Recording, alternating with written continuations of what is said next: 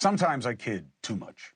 We're not all going to die. That's not what I was. Well, yes, we are. But you know what I mean. Not from this meteor that may be coming. Okay? Renowned astrophysicist Neil deGrasse Tyson. I love him, and I love calling him a friend of mine and a mentor. I'm very lucky to have him. So he starts warning that there is a mansion-sized asteroid. Okay? It's like 180 feet in diameter. Okay? 55 meters. Headed towards Earth. Could be here by 2032. What are the chances? Somewhere between a 1% chance and a 3% chance over the last week, okay? So I wanted him to bring him in here because I got to believe if this was really, really bad, he and I would be making plans to do a lot between now and then, and I haven't heard from him. So I'm hoping that there's hope. Neil deGrasse joins us now. It is always great to see you, brother. Thank you for being with me. What do we need to know here before I cancel my life insurance and forget about that hair restoration treatment I was going to do with you in Turkey?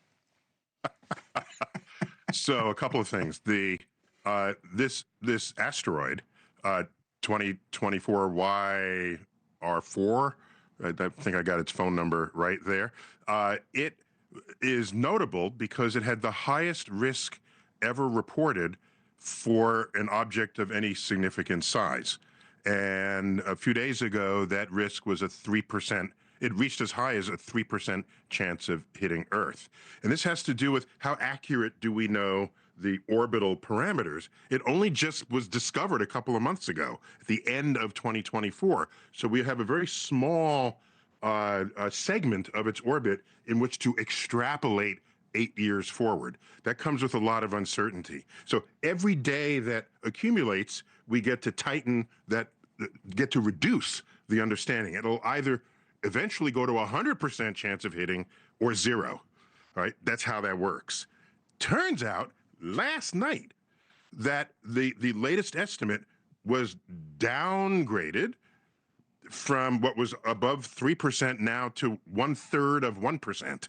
So don't worry about it.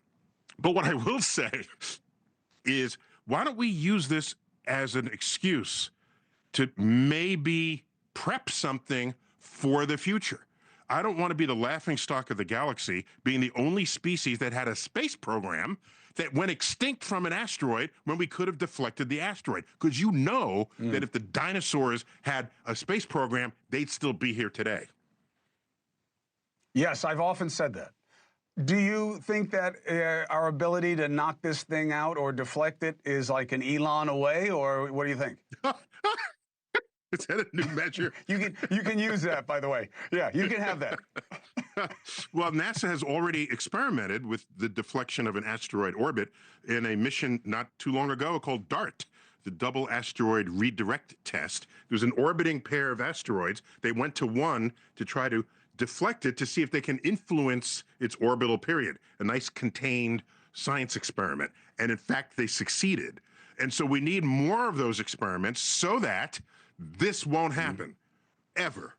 And by the way, if you get an asteroid early enough in its multiple orbits, it doesn't take much of a shift to completely push it out of harm's way. That's what we need in the future. This is nature's shot across our bow.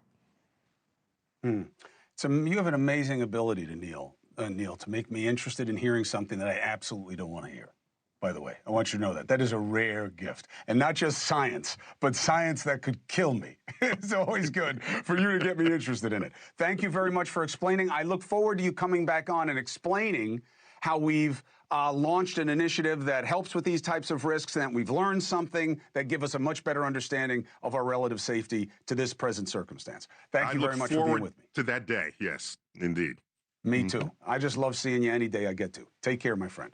Hey, thanks for watching. Go to joinnn.com to find NewsNation on your screen. And don't forget, click the red subscribe button below to get more of NewsNation's fact-driven, unbiased coverage.